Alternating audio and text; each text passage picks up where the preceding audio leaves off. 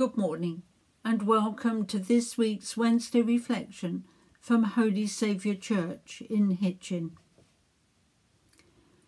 Today we remember the life of King Alfred, or Alfred the Great, who died on this day in 899, aged 50.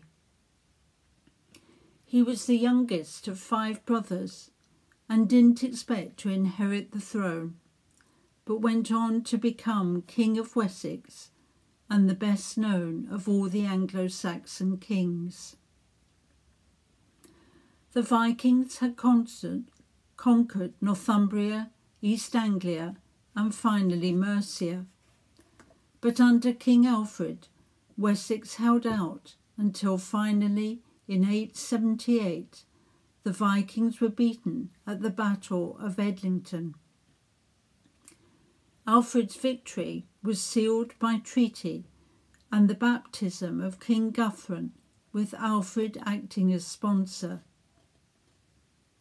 In the coming years, many pagan Vikings converted to Christianity and held positions in the church.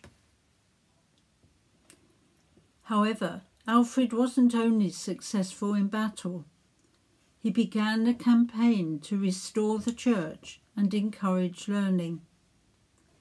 He held the widely shared belief that the humiliating defeats in battle and the near destruction of Anglo-Saxon kingdoms was divine vengeance for the sins of the people. So in his view, survival of his kingdom was dependent as much on prayer and right belief as on armies and weapons.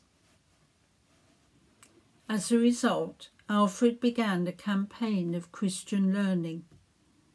Apparently introduced to English poetry by his mother, and following visits to Rome as a boy, he had long wished to learn Latin.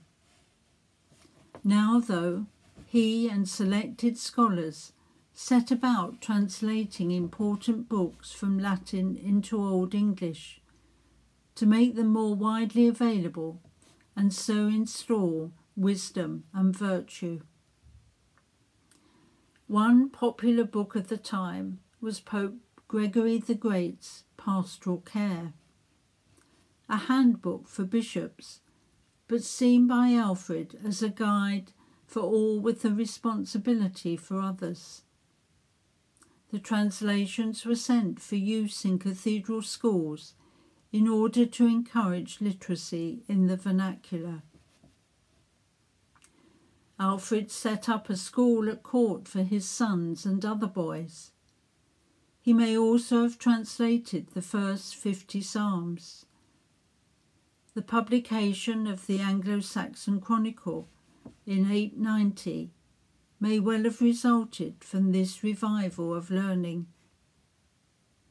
He also introduced wide-ranging reforms, including improved defence measures, reform of the law and of coinage. A biography of Alfred, written in his lifetime, describes him as a man of attractive character, full of compassion, able to inspire affection, and intensely conscious of the responsibilities of kingly office. So on his death, he left behind an extraordinary legacy of reform, and the title Alfred the Great seems to be well deserved.